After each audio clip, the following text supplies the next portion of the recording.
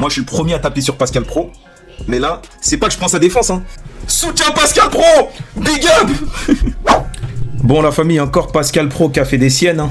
Alors, tweet de Brève de presse. L'animateur de CNews, Pascal Pro, commentant un face-à-face entre agriculteurs et policiers sur la A64. Les gens en face sont blancs, les policiers sont obligés de s'interposer avec des gens avec qui ils ne partagent pas les mêmes origines. Et les gens en face sont blancs, vous voyez, et c'est important de le dire, parce que c'est pas facile pour les policiers. Ils sont obligés de s'interposer en plus avec des gens de qui ils partagent parfois même les convictions ou les origines. Oui, puis même les convictions, les valeurs. Et ils font leur job, les policiers. Et croyez-moi, c'est pas facile pour eux. Et c'est ça qu'il faut dire, parce qu'il y a de la violence, bien sûr, qu'il y a de l'agacement, il y a de l'énervement quand on est comme cela sur place. Et vous le voyez bien, écoutons encore quelques secondes. Ouais, une pensée basée sur la couleur de peau, hein. Je dis toujours, hein, vous voulez piéger un raciste, laissez-le s'exprimer tout seul. Et il le fait très bien. Et c'est ça qui est dommage, c'est que même face à la colère d'un peuple en colère, hein, parce que c'est les agriculteurs, une colère légitime, lui, il va y placer la couleur de peau. C'est ridicule. Et le problème, c'est que quand tu vois que par le prisme de la couleur de peau, ça t'empêche de voir d'autres réalités, la famille. Pourquoi ? Parce que tu vas voir que les choses par la couleur de peau. C'est-à-dire que là, le problème numéro 1 des Français, c'est bien le pouvoir d'achat. En vérité, c'est pas l'insécurité, hein, le problème numéro 1 des Français, c'est bien le pouvoir d'achat. Par contre, t'as CNews et compagnie qui essayent de déplacer le problème vers la couleur de peau, ce qui nous ramène à l'insécurité, à tout ce genre de trucs, immigration, QTF, insécurité.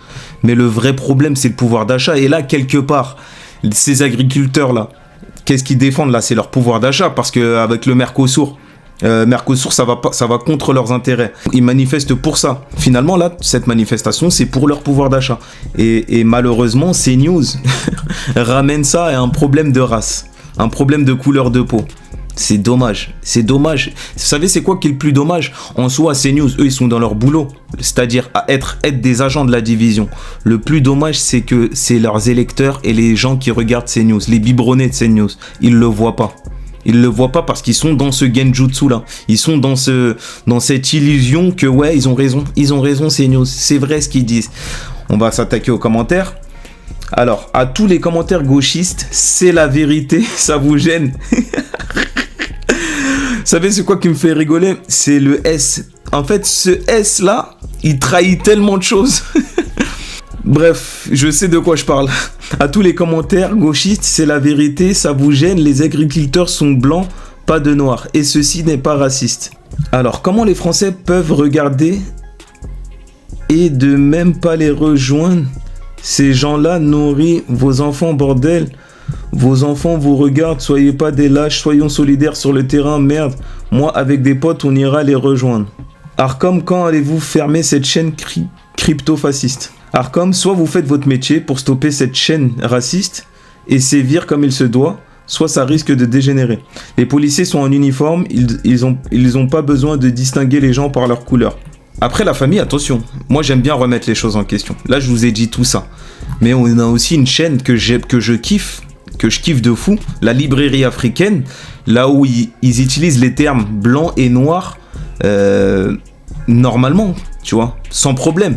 Et pour être complètement transparent avec vous, en vrai, moi, comment je l'ai pris, Pascal Pro, vous savez, cette situation, je la vois comme, je vais vous donner un exemple. Dans ma cité, on va dire, il y a un groupe de rebeux qui s'embrouille avec un autre groupe de rebeux. On va dire, moi, je suis dans ma fenêtre et je les vois. Et je dis, putain, c'est dommage. C'est dommage de s'embrouiller entre rebeux. Je sais pas si vous captez ce que je vais dire. Et ben Pascal Pro, j'ai l'impression que c'est ça qu'il a voulu faire en disant c'est dommage qu'ils s'embrouillent entre blancs alors qu'ils auraient pu s'embrouiller avec des noirs et des arabes. C'est comme ça que je l'ai vu le truc. Mais il l'a pas dit, il l'a pas dit ils auraient pu s'embrouiller avec des noirs et des arabes. Il a juste dit c'est dommage qu'ils s'embrouillent entre blancs. Mais le problème c'est que nous on dit ça tous les jours. Entre Renois, quand on voit deux Renois s'embrouiller, ouais frère, on est deux Renois, on s'embrouille frère, vas-y viens, on arrête de s'embrouiller, viens on passe à autre chose. Ou bien souvent pour parler du peuple africain qui se déchirent. Ouais, entre nous, on s'est déchiré. C'est un truc qu'on utilise beaucoup. C'est pour ça que j'essaye d'avoir un avis nuancé sur le sujet. Parce que c'est un truc que je pense qu'on fait également. Et ça me dérange pas, moi. Pendant 1 heure, ils utilisent les anathèmes blancs, noirs. D'ailleurs, notamment avec l'émission avec Julien Rochdy. Mais même sans Julien Rochdy, hein, toutes les émissions, on utilise les termes blanc et noir. Et surtout noir, parce que c'est des Renois qui parlent. Et ça me dérange pas. Donc, est-ce que ça doit me déranger? Ça aussi, je m'interroge. Les gens en face, je vais reprendre le terme, les gens en face sont blancs, les policiers sont obligés de s'interposer avec des gens avec qui ils partagent les mêmes origines. Je sais pas, là je fais le parallèle, je me dis si les policiers, c'est un tas de policiers renois et vous avez des agriculteurs renois en face et qu'il y a quelqu'un qui commenterait en disant en plus c'est des renois, c'est relou. Franchement, je sais pas. Alors, quand on se prétend du journalisme, on le fait correctement. Sa phrase fait suite au passage de l'intervention de la sœur Traoré qui accusait les FDO, alors FDO, je sais pas c'est quoi, de s'en prendre qu'aux Noirs et aux Arabes. Tu vois la nuance de la phrase là? Voilà, déjà là il y a un truc, voilà, ça c'est un bout qu'on n'avait pas. Je sais pas si dit vrai ou pas ce monsieur, mais ça c'est un bout qu'on n'avait pas. Les LFI qui s'excitent, vous avez oublié les amputés, les éborgnés des gilets jaunes, majoritairement blancs, de la violence envers les paysans blancs. Vous délirez, c'est la violence policière qu'il faut combattre, peu importe les victimes. Vous entretenez le jeu de la division. J'aime beaucoup ce message. J'aime beaucoup ce message. Je sais pas c'est qui. Déjà il parle de division. J'aime beaucoup. Alors, vous délirez, c'est la violence policière qu'il faut combattre, peu importe les victimes. Vous entretenez le jeu de la division. En fait, il a tout dit. Même si là, on parle, c'est pas le thème de la violence policière qui est ce dont on parle, mais c'est en général le message que je prône. Il a raison, c'est factuel. C'est la même France qui s'affronte à cause d'ordres autoritaristes donnés par des bobos des villes qui trahissent le peuple.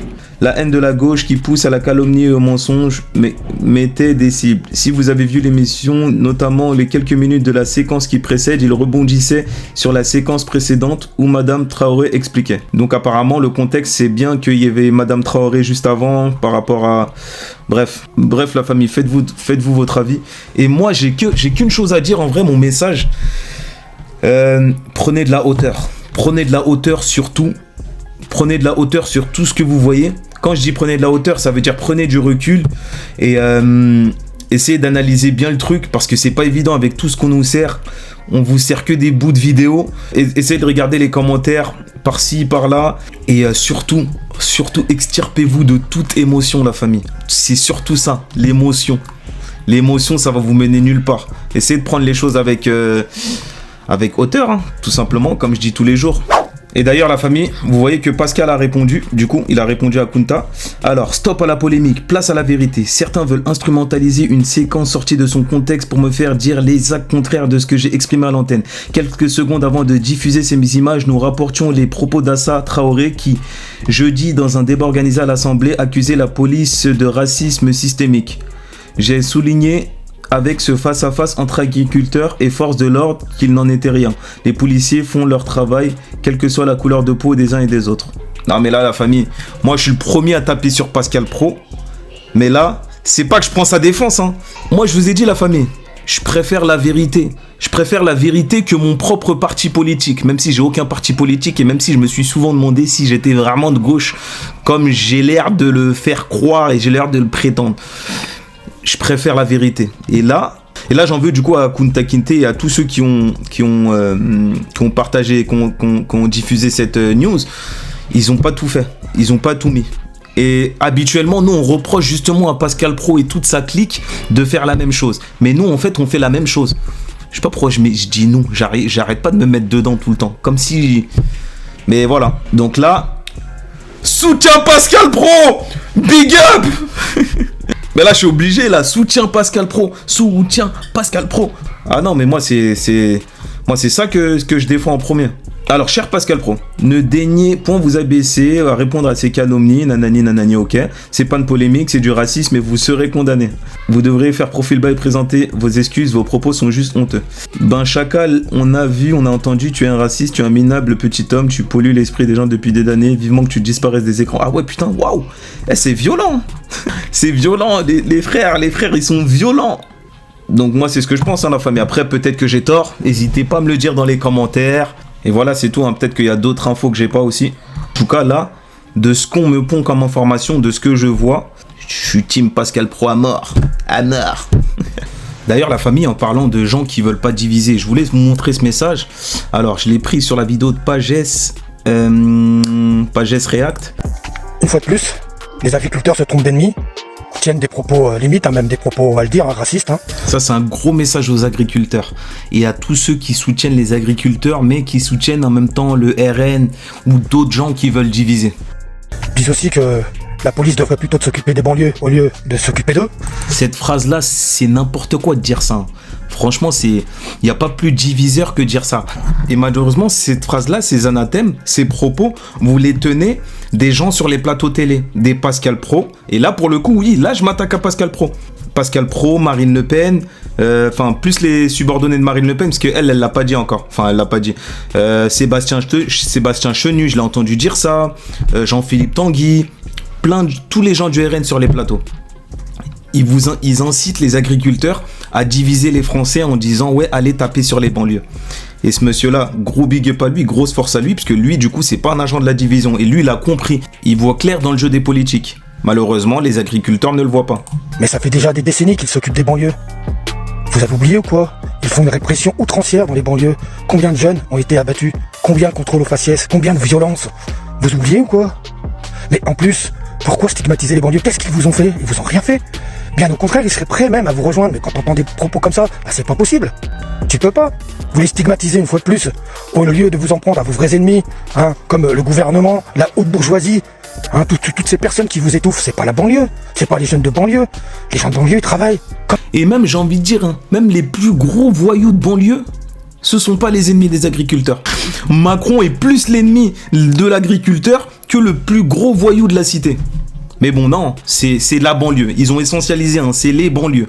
Pourquoi? Parce qu'ils ont repris les phrases de Pascal Praud et des politiques. Et c'est hyper malheureux. C'est malheureux parce que c'est Macron, ça profite qu'à Macron tout ça. C'est la division. Comme vous, ils souffrent de la même chose, de la même persécution. Et je rappelle que nous, en banlieue, on est les consommateurs justement de ce que les agriculteurs nous font. Ça veut dire qu'en fait, on est dans le même combat. C'est nous, on consomme vos trucs, vos tomates, vos pommes de terre, vos je sais pas quoi. C'est nous, on consomme. Donc on est dans la même merde. À un moment donné, il faut quand même se... J'espère vraiment qu'un jour vous allez comprendre ça. Les électeurs, là je m'adresse aux électeurs de Marine Le Pen et compagnie. J'espère vraiment qu'un jour vous allez comprendre, enfin aux électeurs, aux agriculteurs même plutôt. Quoique tout le monde en fait. J'espère vraiment qu'un jour vous allez comprendre le genjutsu dans lequel vous êtes. L'illusion dans laquelle on essaie de vous placer. C'est une dinguerie. Et cibler le vrai ennemi, pas se tromper. Et là, vous vous trompez. Comment voulez-vous qu'on vous soutienne? Du coup. Bref.